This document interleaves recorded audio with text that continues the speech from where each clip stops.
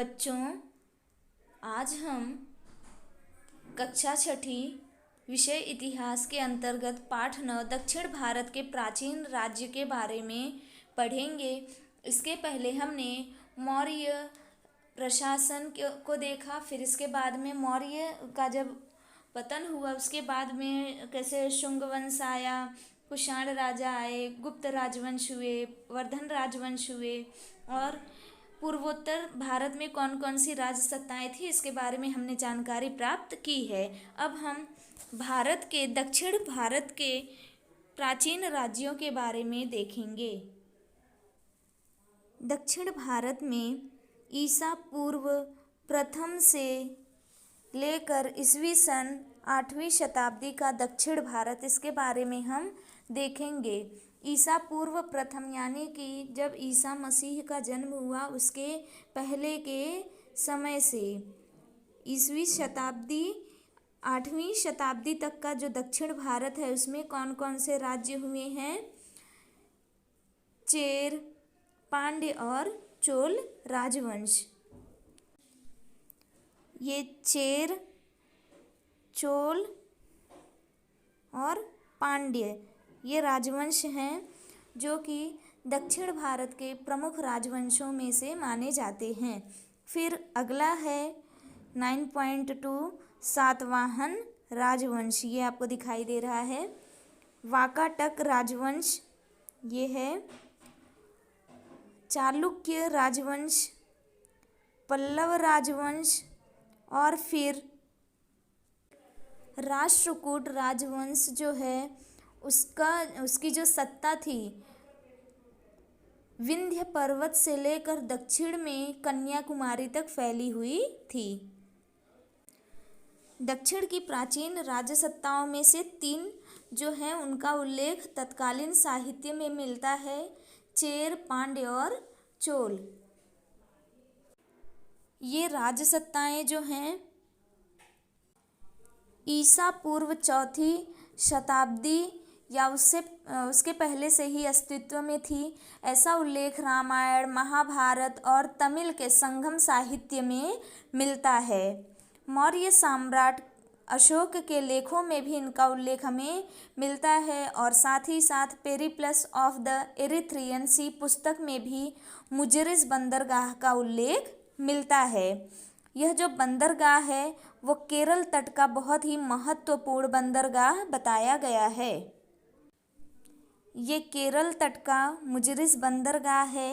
यहीं से इसी बंदरगाह से मसाले के पदार्थ, मोती, मूल्यवान रत्न आदि जो वस्तुएं थी वो इटली के, रोम और पश्चिम के अन्य देशों में भी निर्यात होता था। ये आपको एरो दिख रहा है। तो इन क्षेत्रों में जो भी सामान चाहिए होता था उन लोग भारत से मंगाते थे। जैसा कि आज भी हमें अगर किसी चीज़ की ज़रूरत पड़ती है, डीजल, पेट्रोल की, तो हम दूसरे देशों से मंगाते हैं। और अगर किसी देश को हमारे भारत देश का सामान चाहिए होता है तो हम बेचते हैं। तो प्राचीन समय में भी आयात निर्यात किया जाता था। वर्तमान समय में आयात निर्यात का माध्यम जो है रेल मार्ग है, सड़क मार्ग है, हवाई मार्ग है। लेकिन प्राचीन समय में ये सभी सुविधाएं नहीं थी, तो लोग जो हैं वो जल मार्ग के माध्यम से, जहाज़ों के माध्यम से सामान जो है एक देश से दूसरे देश में भेजते थे और आने जाने का माध्यम भी यही था।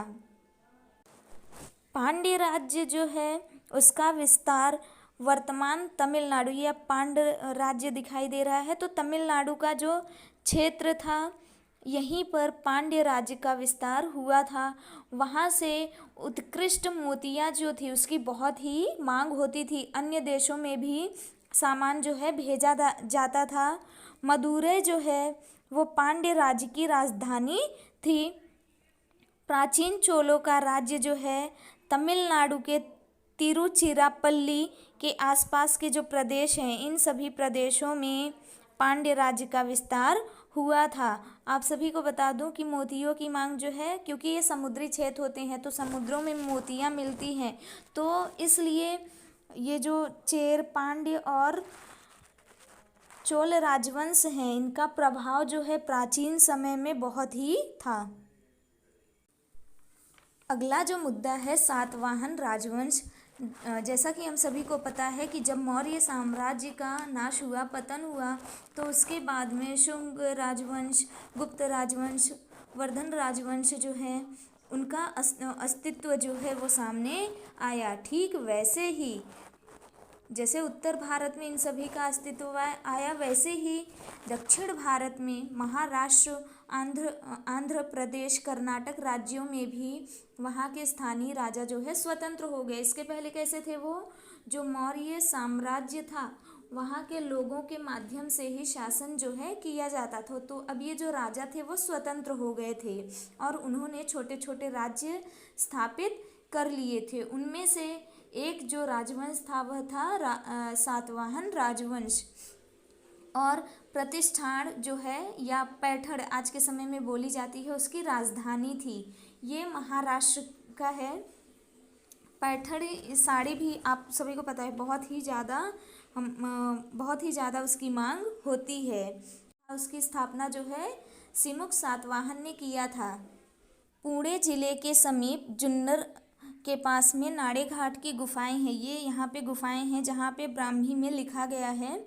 ये गुफाएं जो हैं इसी राजवंश के समय में लिखा गया है और इस गुफाओं में इस राजवंश के व्यक्तियों के नाम जो है वो भी पाए जाते हैं। ये भी नाड़े घाट की गुफाओं का ही चित्र है। आप सभी को पता होगा कि आपके नाम के बाद में आपके पिताजी का नाम लगाया जाता है। तो जो सातवाहन राजा थे वो अपनी माता का नाम लगाते थे, जैसे गौतमीपुर सातकर्णी। तो इससे हमें क्या पता चलता है कि उस समय जो मातृ प्रधान सत्ता थी और माता को महत्व अधिक दिया जाता था। जो गौतमीपुर पुत्र सातकर्णी है उसके पराक्रम का वर्णन नासिक की गुफाओं में उकेरे हुए जो लेख हैं उसमें भी मिलता है। उसने शक राजा नहपान को पराजित किया था। नासिक के लेख में गौतमीपुत्र का उल्लेख त्रिसमुद्र तोय पीतवाहन के रूप में किया गया है, जिसका अर्थ है त्रि मतलब तीन यानी कि अरब सागर, बंगाल की खाड़ी, हिंद महासागर। समुद्र, तीन समुद्र, तोय मतलब पानी, पीत मतलब पीना, वाहन मतलब जो घोड़े हैं, ऐसा। और ये तीन समुद्र आप देख सकते हैं, अरब सागर, बंगाल की खाड़ी, हिंद महासागर। यहाँ का पानी जो है वो सातकर्णी जो राजा था उसके घोड़ों ने पिया था। मतलब इसका व्यापार जो है बहुत ही अच्छा था। सातवाहन में एक और हाल नाम का राजा था जिसने गाथा सप्तशती लिखा था और ये बहुत ही प्रसिद्ध ग्रंथ है। यह ग्रंथ जो है प्राकृत भाषा महाराष्ट्री में लिखा गया है। इसमें जो सातवाहन के समय का जो जनजीवन था उसके बारे में हमें जानकारी मिलती है। सातवाहन का जो कार्यकाल था उसमें व्यापार में बहुत ही वृद्धि हुई थी। महाराष्ट्र के पैठण, तेर, भोकरदन और कोल्हापुर को विशेष महत्व प्राप्त किया गया था और ये व्यापारिक केंद्र के रूप में विशेष महत्व रखते थे। इस कालखंड में वहाँ असंख्य कला वस्तुओं का उत्पादन होने लगा। भारतीय माल का निर्यात जो है वो रोम तक किया जाने लगा।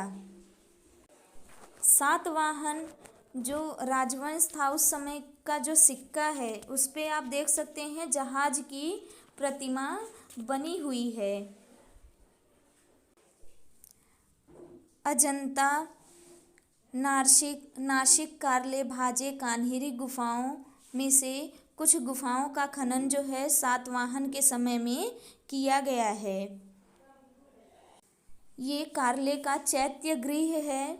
सातवाहन के समय में जो कला का विकास हुआ वो हम आज भी देख सकते हैं, जो कि जीवंत रूप में हमें देखने के लिए मिलती है। चाहे अजंता की गुफाएं हो, नासिक की गुफाएं हो, कार्ले हो, भाजे हो या जुन्नर की गुफाएं हो, तो ये प्राचीन समय में बहुत ही मजबूत और सक्षम राज्य था।